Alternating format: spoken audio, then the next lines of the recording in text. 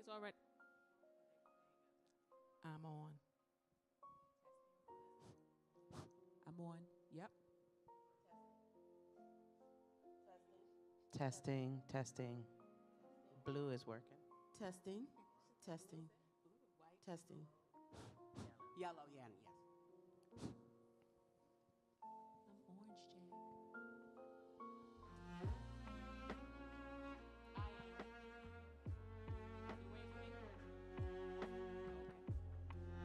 Oh, yes.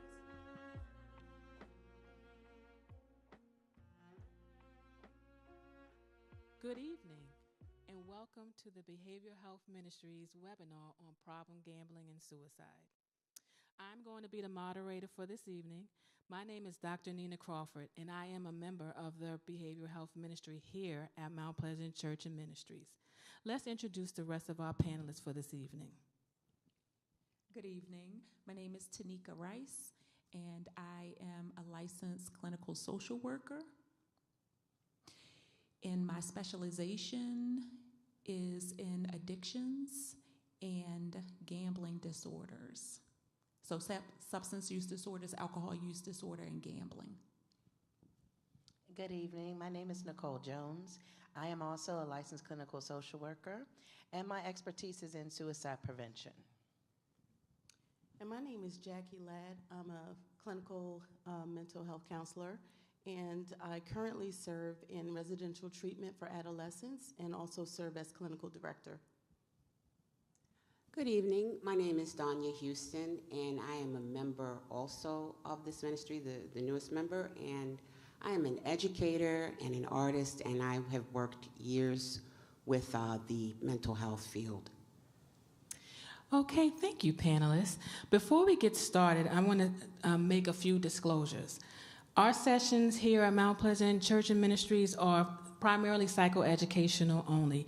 We provide information about a variety of different mental health topics, and we provide resources. Our sessions are not to provide treatment, and it's not a substitute for those who actually need professional mental health services. Anything else, ladies? No, I think you covered it.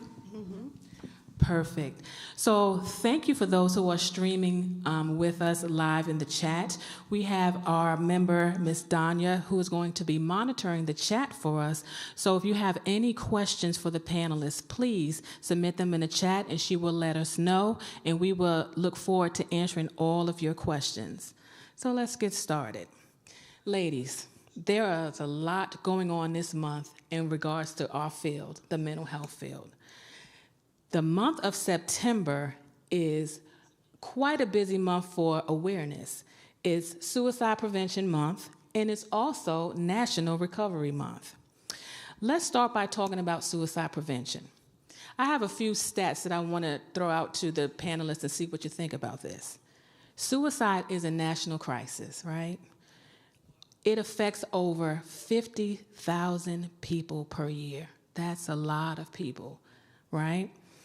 It's also the 10th leading cause of death in the United States. So this month is very, very important for us talking about prevention with just those few stats. So I'm going to ask you, Nicole, tell us about Suicide Prevention Month. Well, it's an opportunity for us to have conversations like this one, where we're making sure that people recognize that suicide does happen, that 50,000 lives are lost each year as a result of suicide. And it's an opportunity to share the information that may help save lives. Talk about the risk factors, the warning signs, and resources that are available that families can utilize when someone is in crisis. Thank you for that. It sounds like this month is jam-packed of information that's going to be helpful for the community at large, our church family. So tell us, what are some of the warning signs, risk factors when we're talking about suicide? So when you think about suicide, I know historically we, us in the field, have been told that it's older white men, right? But you know, we're learning more, and I think of suicide as an equal opportunist, because unfortunately, a lot of people can be affected. Doesn't matter their race, their color, their age, their class, association. It really is an equal opportunist. And I want to just stress some of the major things. People who have mental health and substance abuse are more at risk. Those in even gambling, problem gambling is an issue. Also, those that have had a history of suicidal behavior. Once you cross that threshold, unfortunately, you're more likely to think of suicide as an option if you're facing a crisis. Recent loss, someone that may have experienced the death of a loved one, divorce, and we don't think of retirement as a loss. But really, when someone retires, like from the military, or maybe they've had a job for 35, 40 years, and they lose that job, maybe to go on to retire, it's a sense of loss. And that can be a real traumatic experience for someone because they don't have a sense of purpose after that. And then we talk about lethal means. If someone has lethal means, access to lethal means, that's a really big risk factor. And when we talk about lethal means, we're talking about maybe pills, opiate pain medications in their medicine cabinet. But most of the time, we're talking about firearms. 56% of the time, suicide is committed. People die by firearms. More than any other. Number one, because it's more lethal, but also because it's, unfortunately, in our society, it's the most lethal, but also people have access to it. And so we think about post-COVID, 40, I think it was like 40% increase in home ownership of firearms. So we're talking about households that have more weapons and can be used in suicide attempts, unfortunately. Jackie, you and I both work with juveniles, and there are a lot of suicidal type behaviors that we see in our juveniles that sometimes I don't think people take too seriously. Can you talk to us a little bit about what you see in our juvenile population in regards to suicide and their behaviors and statements? Sure. I think the number one area for adolescents that I see is depression. Which could be associated with traumas or just the other thing that's really big is bullying. And so what we have is a lot of times our adolescents suffer in silence. They become depressed. And sometimes that's associated with how they have been taught to manage dealing with bullies and dealing with traumas and different things that may cause depression. And so what I would say is when we're looking at what are some of those signs, we know our children. We look at their behaviors. We look at what is it that we see that's different in their behavior. A lot of being withdrawn from the family, withdrawn from activity, their friends, not as social, even eating. Staying in their room, staying to themselves, sleeping a lot. So there are a lot of things, I would say pretty much anytime you see abnormal behavior out of normal routine, you should be questioning what's going on. And that's, I think, sometimes I want to speak on bullying just for a second. When bullying is the case, I think sometimes parents are more focused on how to manage the bully rather than caring more about what's happening for the child, the impact that it has on them, how they're feeling, and how they may have been suffering, like I said, in silence. So how do you get in there and you talk to them? You have to be willing to have open conversations, so and not being so judgmental about it, but just because a lot of times, what do we tell our children? Make sure you defend yourself and things like that. But what's most important is finding out how it has made them to feel. Jackie, I think that's really important because one of the things that comes to mind is how we think children are so resilient. Yeah. And they are, right? But when you said they suffer in silence, and we know that in recent years, the rate of suicide attempts and suicide completions for our adolescents, for our children, has increased. And so I just think getting that message out there, like we want to make sure that we are handling our youth with care. Absolutely. Just to add to that, I was going to say you made a great point, Tanisha, Tanika, about Black children and specifically minority youth. But I pulled a quote that says that the rate for suicide from 2007 to 2020 raised 144%. Astonishing. Yes, very scary. And so those kind of conversations are so important now. Yeah. Yeah, and what I see with working with adolescents is they have a lot of difficulty modulating how they're feeling, right? Either they're holding in how they're feeling and then it kind of just spills out. And a lot of times in my professional and even in my personal life with dealing with my own children, they make statements, I'm going to hurt myself. I'm going to kill myself, when they don't know how to express how they're feeling. And one of the things I want to get across to our audience today is that, don't ignore those types of statements, right? I've heard parents say, ain't nothing wrong with you, or you're just saying that, or you're being manipulative. And we put a lot of different excuses on statements that we may not understand or that we don't know how to deal with. And so we try to make it as if it's not a problem.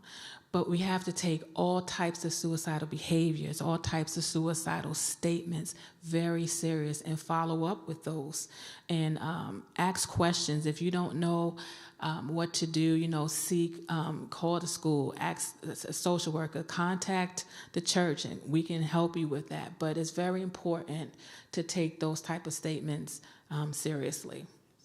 And I was just going to add, I'm not the suicide expert. You are, and you can speak to this. But what comes to mind is impulsivity. Yeah. Right. And so we know that our young ones, right, whose brains have not fully finished developing, right? They're not going to hit that until around 25 years of age, give or take, right? And so they can be very, very impulsive. And we know that oftentimes that is a risk factor, right? With suicide, this is typically done in an impulsive state when someone is so overcome with emotion, right? And they feel like, hey, I can't handle what's going on in this moment. And then it becomes an option. Absolutely. Impulsivity, and we think about it with our youth, but the reality is when we think about veterans that may have had traumatic brain injury, impulsivity is a characteristic of TBIs. And so many people, or even anyone that's suffered trauma from a car accident, you can have that impulsivity from a TBI, and that can make you at risk for not being able to manage the emotions, and impulsivity takes over, and you think about suicide, and you make those statements that you talked about, Dr. Crawford, where it's just a way of dealing with the emotions.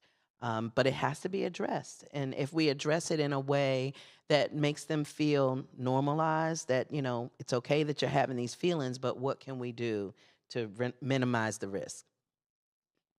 Since we're talking about suicide and the Suicide Prevention Month, let's talk about prevention. Is there ways that one can lessen risks, lessen suicidal behaviors, lessen attempts when we're talking about suicide? I would say the first thing is once you recognize that there are mental health concerns or substance abuse concerns, getting treatment is a way of minimizing that risk. I talked about firearms, making sure they're locked and secured if you have them in your home. And that's twofold. There may be a child that may have access, and so we want to prevent accidental gun deaths. But also, a lot of times folks don't realize that people in their homes are struggling with depression. And so having the weapon secured and locked up will actually prevent anyone in the home that might be thinking about suicide and you're not aware. Anyone that's making those kind of statements, those impulsive statements, it's good that they see a doctor. Your primary care doctor can also meet your need for mental health. If you confide in them that I've been having these thoughts that I'd be better off dead, or I'm hopeless. You know, those kind of things, your primary care doctor can help you get connected for mental health.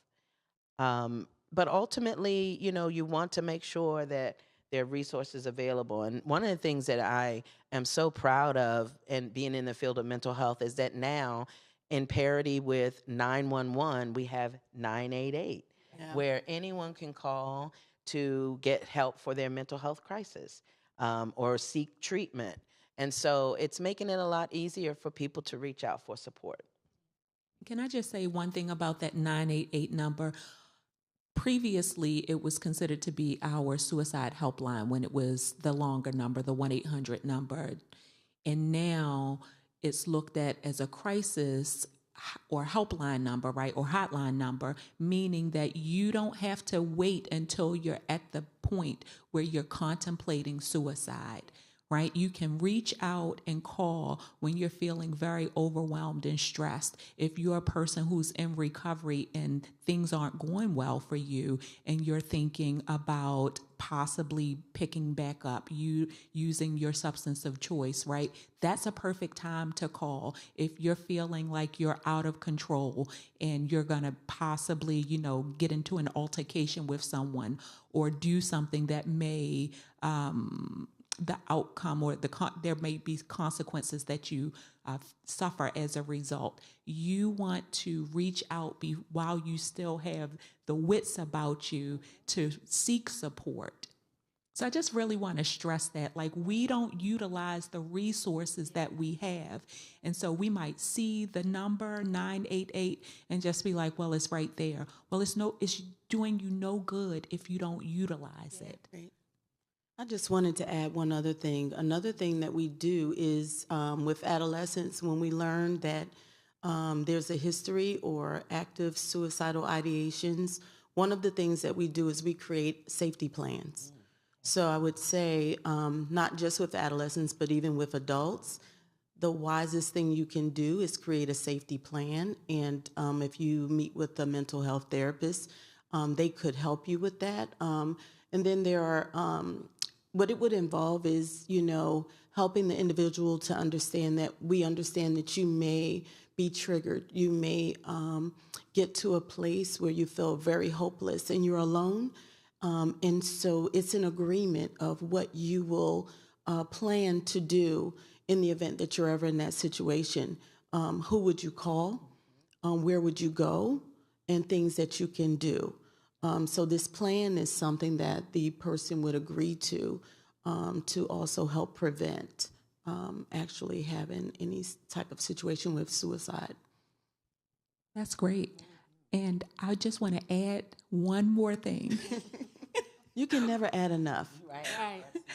So when you were saying that, I just thought about like how family and friends, they may have this awareness, right, that someone had made an attempt or that they were contemplating or talking about it, and maybe they sought help, right? And then afterwards it's like, ooh, we're not going to ask them about it. Don't say anything. Right. We don't want to bring it back up. We don't want them to, we don't want to upset them. Have the conversation, right? Be willing to inquire. Let the person know that I love you enough to know what's going on. I want to know what's going on with you. I want to have this open dialogue with you. I want you to know that you can come to me and talk to me about what's going on. I can take it, right? I can take it, and I'm willing to be here with you. And oftentimes, right, and I'm not talking about helping professionals. I'm talking about anybody, mother, brother, sister, friend, cousin, right? Oftentimes we feel like, oh, what am I going to do? The best thing that you can do is just sit and listen, right? And have that person know that you are there for them, you love them, you're not judging them, and you're really coming from a place of compassion. Yeah.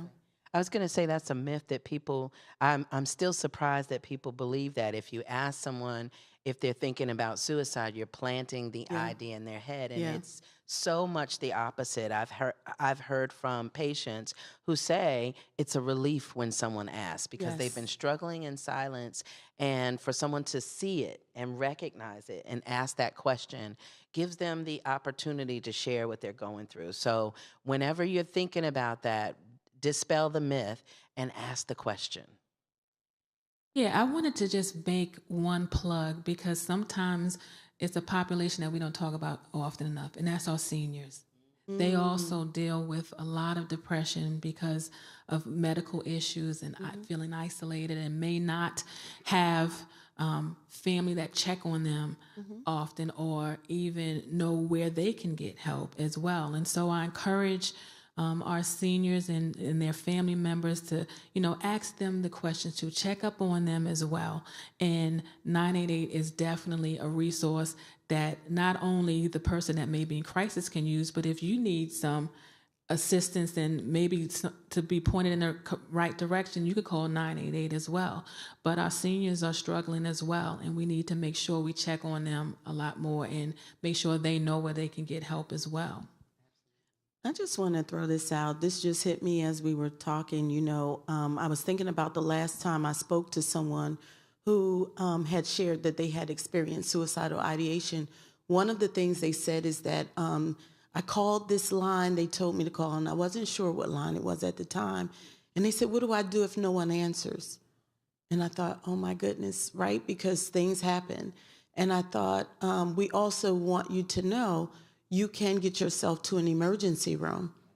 You can call 911. You can call for help. The idea is that you know yourself better than anyone else. And if you feel unsafe and you don't trust yourself to be alone and you feel it's emergent, you should call someone. So 988. And if you feel like, nope, I can't even sit and talk with someone, I need someone to be with me. That's how serious it is. You can call 911. You can take yourself to the ER, which is also, I had someone also say recently they went for a hospital visit and they were like, yeah, they were asking me about my mental health and did I feel suicidal? And I said, you know what? Don't discredit that they do that. That is now a part of their practice because oftentimes folks don't know how to go in and say, I'm feeling like hurting or harming myself. So I would just say, don't judge. If it's not you, praise God. But be thankful that they are asking that question and many are receiving help as a result of feeling comfortable that, yes, you asked first, I didn't have to tell you. So, yeah. Absolutely. And I want to just piggyback on that with regards to safety planning. And we talk about a plan of action where you can dial 988 or you can go to the emergency room. But a lot of counties have mobile crisis as well. Sometimes people aren't comfortable with the police coming to their home in a mental health emergency. And to be quite honest, it doesn't always go as planned.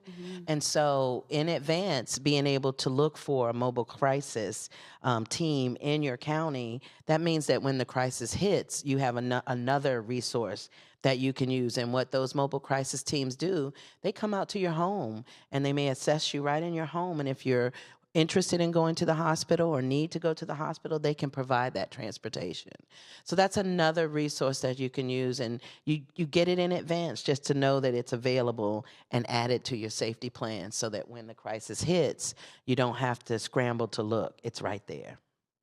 Thank you for all that valuable information, and I know that we will return to some other information regarding suicide prevention. I want to pivot a little bit and talk about our other awareness, and that's National Recovery Month. I want to give you a little bit of information about what National Recovery Month actually is. This month is dedicated to educating people about the fact that addiction and mental health services are not only available, but they help lead to a healthier life, right?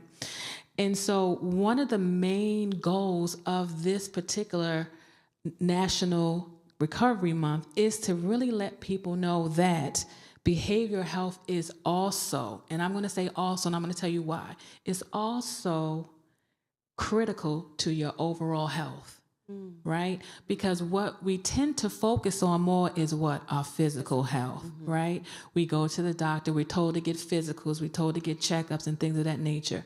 But our emotional health is something that we don't look at as being essential to our overall health. So this National Recovery Month, the awareness of it is letting people know that, yes, your emotional health is essential to your overall health just as much as your somatic and your physical health is, right?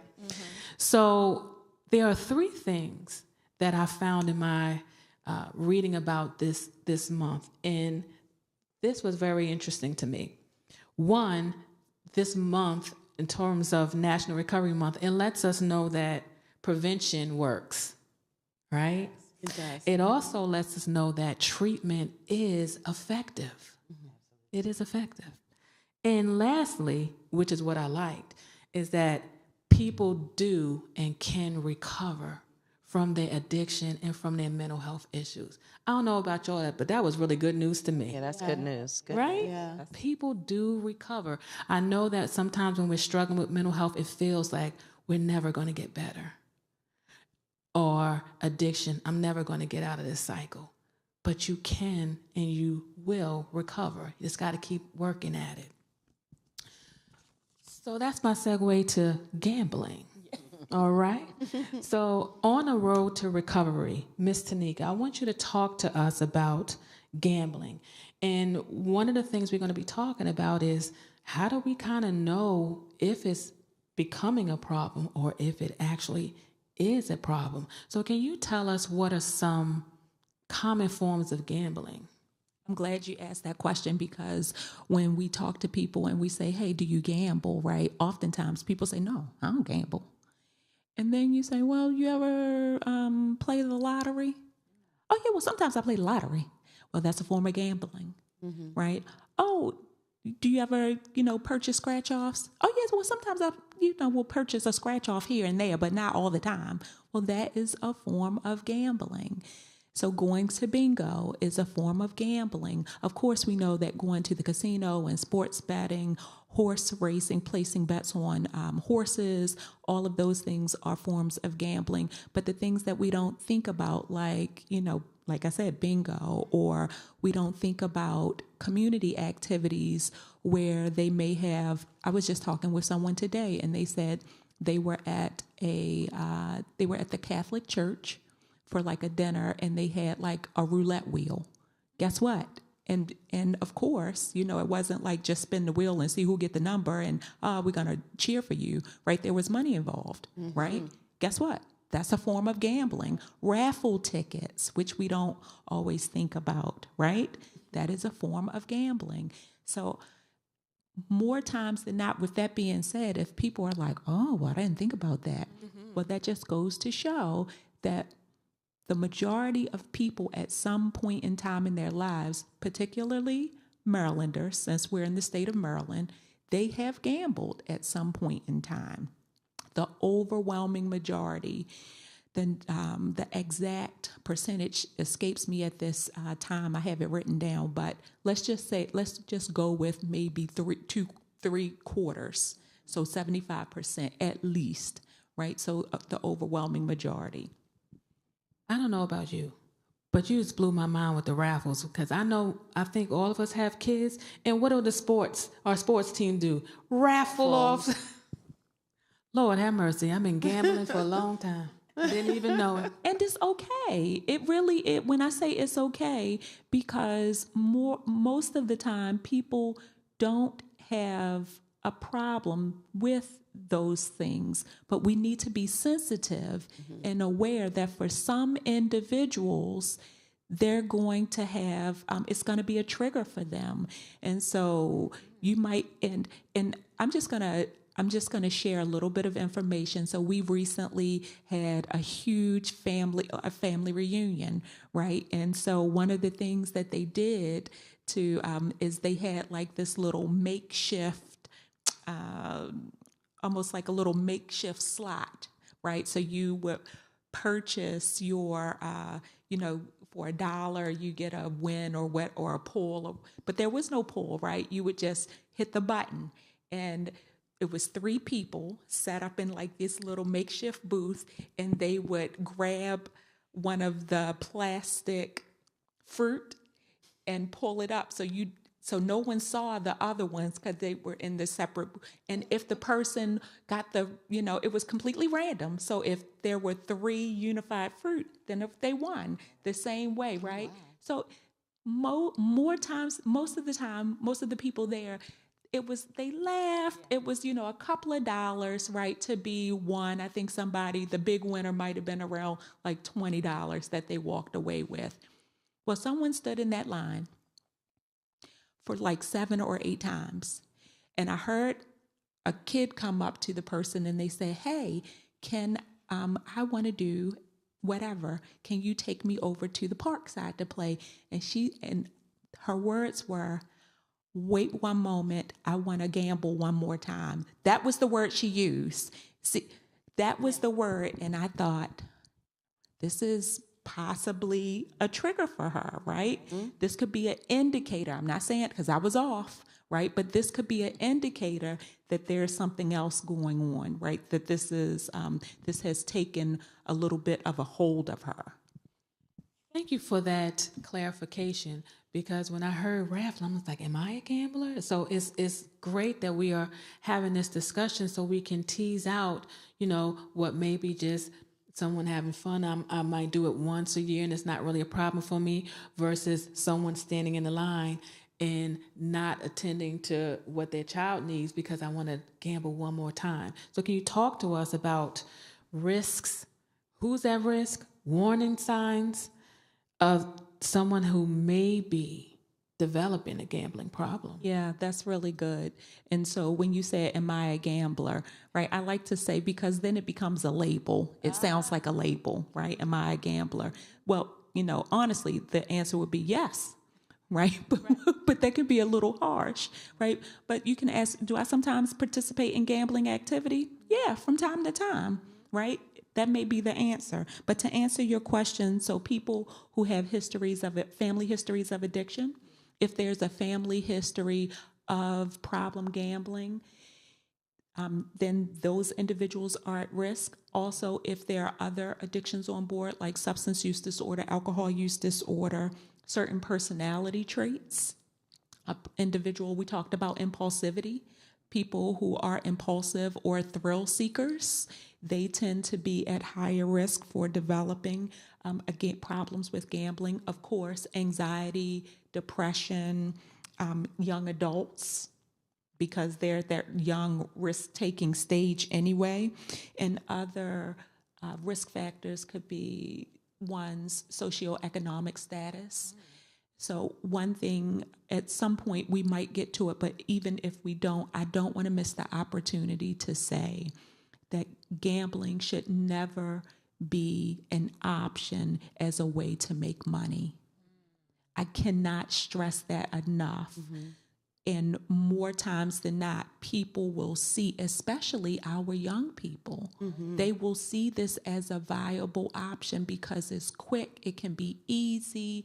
And so if someone has a win, that also puts them at greater risk. So a win early on, and I will say a big win, but that word is really subjective. Yeah. Right? Because one person's big win may be a couple $100. Right, yeah. Another person's big win may be several $1,000. But having that big win, that's acting as a hook to draw people in. And now we get into maybe some magical thinking, right? Mm-hmm. Or having this idea that, oh, I could do this. I'm a winner, right? And so those are all risk factors. And then, of course, like if there's a history of trauma or mm-hmm. adverse childhood events, that puts individuals at risk as well. You were talking about the young people. And one of the things that I notice about that could be a real risk for problem gambling is it's available now on your smartphone. Oh, it's in the palm of your hand where you can gamble every day. Actually, with DraftKings and what is it? FanDuel. you could possibly gamble throughout one football game almost Yes. 100 times. Yes. And And so, gambling on any and everything. any and everything. Right. If someone fumbles the ball, if they make a touchdown. Yeah, And so when you think about our young people, their life is on that phone. Right. And so that access to Mhm. gambling is so easy. You've said a mouthful, absolutely. So we know that the more access an individual has, right, that creates opportunity. And so there more times than not, people are going to utilize that opportunity. It used to be with casinos, right, brick and mortar casinos, that when one was built, then we would see like social woes go up within a 50-mile radius around that casino. So we're talking about more crime, more unemployment, more issues on the job, more health crises, things like that. Now, the casino is in the palm of your hand. Oh, yes. So why do we make such a big deal about this? Because one, gambling is not going anywhere. It is here to stay. And so someone on the panel talked about prevention. Yeah. We need to be the same way we teach kids, our young ones, right? I'm not saying, we throw our hands up for our adults, but we want to make sure that we really are educating and that there's awareness in our community with regards to how to keep this safe. Yeah. If you're going to participate or partake, and things to avoid. I wanted to point out one more thing. As you were speaking about like warning signs and kind of what it looks like, and you talked about Wonderland of being a winner. And one of the things I realized is that I know some serial gamblers. And what I also know is that they play big, right? And they play every other day, all year round. And so when they finally hit big, what they don't do is calculate how much they've spent to get to the big win. Right. How many losses did you really have before you got to the big win? And so that's one thing. And then another thing is, when we're looking at those signs, I hear people say things like, well, it's not a problem if I can afford to do it, right? So we think that someone who's less fortunate, who may be spending their last dime, it's a problem for them. But no, it's a problem for the person who has the means as well. It's a problem when you have it budgeted, right? When it's on a regular basis, you're on a schedule. I would also say when you have your different types of playing, all forms of gambling. So there are a lot of things to this. When folks can't reach you because you're gambling, when you can't be a part of a function because you're gambling. You talked about the phone. I saw one commercial where they talked about how you get free money to sign up. So they really know how to reel you in. And that's with any addiction. If you think about it, our young people are always a target. Smoking, drinking, you name it, they will find a way to make it appealing. And so those are the things you want to point out to our young people. But when you're a mature adult and you know better and you're listening to some of the things we're saying, you really need to challenge yourself. Also, if you have children and you fall into this category, what impact is it having on them as they watch you scratch off? Make them stand in line with you, make them go to the casino with you, these different things. So those are other things to just keep in mind.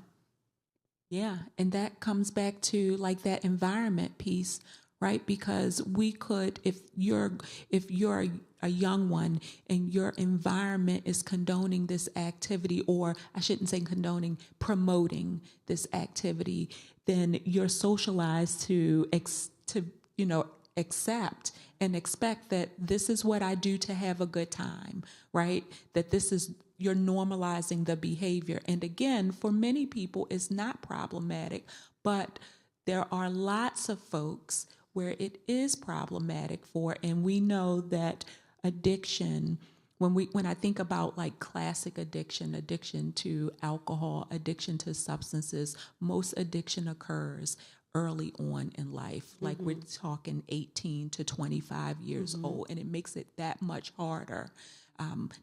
Recovery is possible. Yes, it is. Recovery is possible, Yes. right? But it can make it that much more challenging when it's something that starts early on in life. Right. And now you have to recreate an entire world for yourself if you're growing up in an environment where mom, dad, sister, brother, this is what they did. I was just going to add that sometimes there are apps on the phone that mimic gambling, and also, you spend money on, like Candy Crush. When you think about the coins, ding, ling, ling, ling, all of that, and you're paying money to play again, that's a form of gambling as well. You don't feel like it's an opportunity to win, but you are. You're competing in this game, and you're paying money to do so. And so there's so many forms, and we really have to raise our awareness. As parents and as individuals, so that we can protect our kids and ourselves from this kind of behavior. Wonderful discussion. I want to pivot just a little bit. I want to talk about the church community, right? Because we're talking about awareness. And I just want to talk a little bit about how the faith community can help. And one thing I know that I could speak for our ministry, we are just so thankful for Bishop Johnson for allowing our ministry to be able to minister to the congregation at large, our community, about these issues and how we can help, how we can give resources, and how we can look to the church for healing, right? And so my question is, why is it important for our faith community to be involved, to be aware? How can they help? I can start by saying the church has a very unique and powerful role in supporting our community members around prevention and things like this. One of the things I would say, again, just going back to, I'm so excited about the fact that churches are now more open about talking about mental health, at the pulpit, and having support groups and recovery groups in the church, because we're just a big hospital of sick people, right? And we come on any given day, right? Sometimes we're coming for a checkup, but sometimes we're really sick. And sometimes that sick is the mental health, right? It is what's going on inside. And we're looking for support, we're looking for healing. And because church is a primary place for believers to come for that type of support, we're powerful, and that we need to be, this needs to be at the forefront of most ministries. So I just thank our bishop for having a heart for mental health and allowing us this platform. And we're ever growing. What I love is that support and belonging is at the church. So people already have a sense of belonging. But to know that when things get that serious and that tough for me, I have a place that I can go. I have someone I can call and ask for some sort of support. I mean, these forums alone helps a lot of people. And then I would say people dealing with suicidal thoughts, mental health challenges, or addictions, when they feel isolated, the church is the place. Lots of people, the church is the place. This is their social network. This is their social playground, right? If it's not happening at church, they're not a part. So when we have events and things like this, again, we already have a safe space, if you will, for them. The stigma, removing the stigma. Now what we're seeing is, because we're talking about this so much, people are feeling more comfortable to say, I mean, it's so cliche now to say, I have my therapist on speed dial. Or to say, I'm not going to be a part of this or that because I have to protect my mental health. I mean, folks are really, I would say, cheering on this whole effort around mental health, and self-care around mental health is okay, and it is good, and it is also necessary. I think around holistic care, the faith community has the opportunity to integrate spiritual care. So I know for believers, when we look throughout the Word of God, we see the example of several characters that dealt with mental health, depression. You know, I think of Elijah, I think of Job, right? I think of David, right? I think of many characters in the Bible, and I know that we integrate the spiritual tools that work for us, and the number one is prayer. Right? So with everything, we are prayerful people, right? About whatever is happening, and expecting God to always be with us, right? As believers, he's in it with us, right? He doesn't take lunch breaks. He is there, right? And we're bringing it to him. So he's a part of those safety plans as well. When it gets rough and no one's around and you're alone, he's a part of that safety plan. And I know many folks who can attest to that when they talk about, if it were not for the Lord who was on my side, where would I be, right? He's a protector of the mind.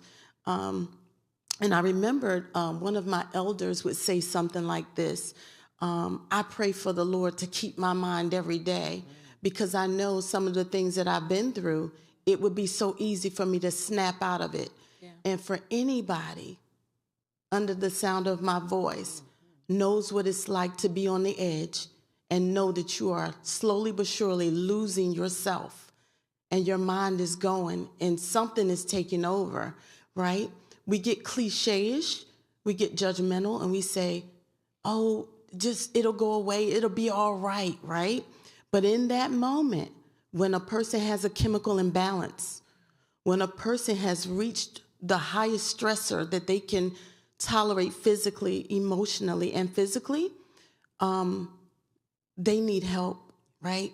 So the wonderful thing is we have our Lord and Savior we can call on. And in addition to that, medicine is good. God gave it to us, yes. Right? And so for those who discredit and discount that, I would caution you to say, don't judge those who have a need for it. Yeah. As I said earlier, I work with adolescents. And the wonderful thing is I have to be transparent and say, as a mother and as someone who was not very well-versed in mental health before I entered this field, I was against medication until I met young people who would say to me, Miss Jackie, I'm out of sorts today. My meds don't seem to be working, right? And what we learn is we don't like medicine because we're concerned about how it might make us feel. What I want to say about that is medicine in totality is practice, right? And that's why when you go to any physician of any type, we call it medical practice. And why do we call it practice? Because they're practicing. And I would equate that to the same way the ladies on this panel, if I ask them, if you get a headache, what would be your medication of choice? I'm going to say Motrin. She's going to say Advil. She's going to say Tylenol. Do you see what I'm saying? So what I'm saying is we're practicing, right? So Motrin's going to work for me. None of that will, right? The same when we're practicing with making sure we get the right medication to someone to balance any chemical imbalances or to help them to be stabilized in their mood, right? And so there are some diagnoses that we might deal with when folks are suicidal and things like that that may come out of it because maybe there's some co-occurring thing that's going on. But let's not discredit that it does work and it can, but you have to do that with someone who's specialized and who will support you. And so with the church, because we are spiritual people and we do trust the Lord to give us guidance and direction, that can be a matter of prayer too. But what we don't want to do is totally discredit what medicine can do. So I just wanted to throw that in there real quick. And the other thing is the word that came up was first responder, right? We are all first responders, right? That just means people turn to us when they're going through anything. And so as such, we want to be as well-versed as we can as a church body and a faith system to be able to give I would say adequate, correct, and helpful information to folks who are in need. First, I put an amen on that, all of it. But I want to say I've done a lot of training at churches about suicide prevention, and you'd be surprised how many pastoral counselors will say things like, well, they just need to pray more. And I say, no, it really is the first place that people often go when they're struggling is to the church. And so it's a responsibility. And so for churches out there, if you're listening, have a mental health ministry. I was, like we talked about, Bishop's vision to ensure that we're talking about mental health issues, we're providing education, but also he talks about it in the sermons. And it just makes it real so that people can understand that there's nothing to feel ashamed of, that mental health happens to all of us.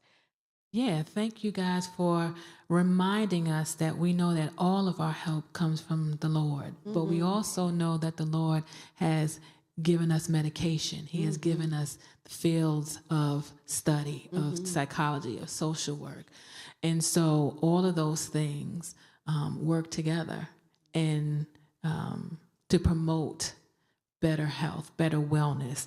We've talked about some of the ways that we can get help, primarily through the church and through 988. What are some ways that one can get help for gambling? Well, that's easy. We have a 1-800 number. It's 1-800-GAMBLER, GAMBLER. And so you can reach out to that helpline and they will assist you. There's peer support that's available. Maryland currently has no cost treatment for individuals who are dealing with problem gambling and family members as well. So that is available. Thank you. So we're almost close to our time. So I'm going to ask the panelists for one final thought about the information that we have shared today to our audience and to our church family at large. Should I start? Why not? It's so much I didn't cover. But I want to say that a couple of things. One, if you're wondering if someone has an issue or problem with gambling, here are some of the signs. So preoccupation with gambling, unexplained debt or financial problems, unexplained changes in a person's mood, so mood swings for no unforeseen reason, isolation or withdrawal from family and friends like we talked about, secrecy about bills, if they're withholding bank statements, things like that, or financial data, missing personal items, jewelry, or other things of value, borrowing money. If you have a family member who gambles, I really want to stress to you the importance of not bailing them out by giving them money. So those are some signs. And when it comes to prevention, I want to say low risk gambling consists. You would think of this as a form of recreation or entertainment, not to make money or a way for you to make up for previous losses. And you're going to have limits with your time, frequency, and duration. You're going to do it not by yourself, but with others. And always gamble with money that you can afford to lose. The same way I would go out and go on a date with my spouse, and when we go to dinner and to the movies, I'm not expecting to get money back once I pay for it. You should expect the same with gambling. I would say that, and engage in other activities, right? Try something else. Join a club. That's one of the things I love about Mount Pleasant. We have life groups here, right? You want to try your hand at something else. You wanted to try painting, try to paint. Get some puzzles.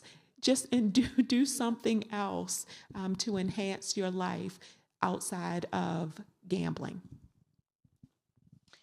With regards to suicide prevention, I just want to speak to anyone that may be struggling in silence. Just know that you're not alone, and that if you confide in someone that you're feeling that way, they care about you. They want you to be here tomorrow and the day after and the day after that. So reach out for some support. Call 988. Talk with someone about what you're feeling. Also, talking about populations that are disproportionately affected, our LGBTQ community, our veterans. Be sure to ask for support. The things that you guys may go through may make it more prone to think about suicide. And so you want to make sure that you're building up your resilience, that you have resources that you can utilize. But also, too, if you know someone that's suicidal, do your research so that you know what you can do to help them. Knowing the facts can save a life. I agree. I would like to challenge our families to start having more open conversations about how we feel and what we would do when we're not feeling well, like how, as a family unit, you can support. And friend groups. Friend groups can do the very same thing. Everybody doesn't have a big family network. So you can do this with friends or just folks that you have confidence in and you feel like have your best interests at heart. Have those conversations. Ladies, thank you so much for a wonderful conversation. As we've learned today, the landscape of gambling is changing, right? More casinos are going up in our communities. We talked about the access, and I'm a sports watcher.